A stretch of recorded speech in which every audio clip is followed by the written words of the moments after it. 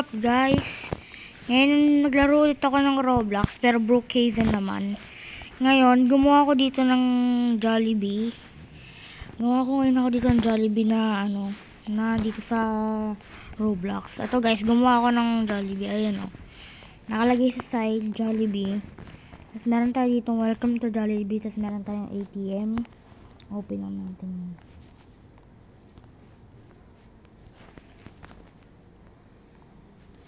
Ayan guys, tapos eto guys, meron tayo ditong counter, meron naman tayo ditong lang, tapos ito naman yung dining natin.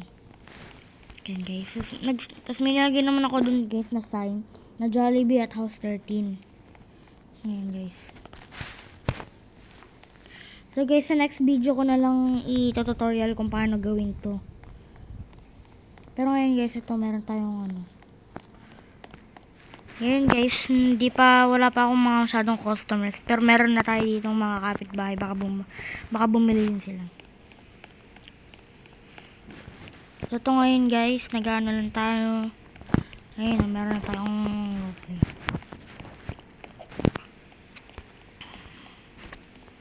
Ayan guys. Kung sa mga Roblox players na gusto rin makagawa nito, na naglalaro ng Brookhaven. Ay, sorry guys, ang kaibigan ko lang yan.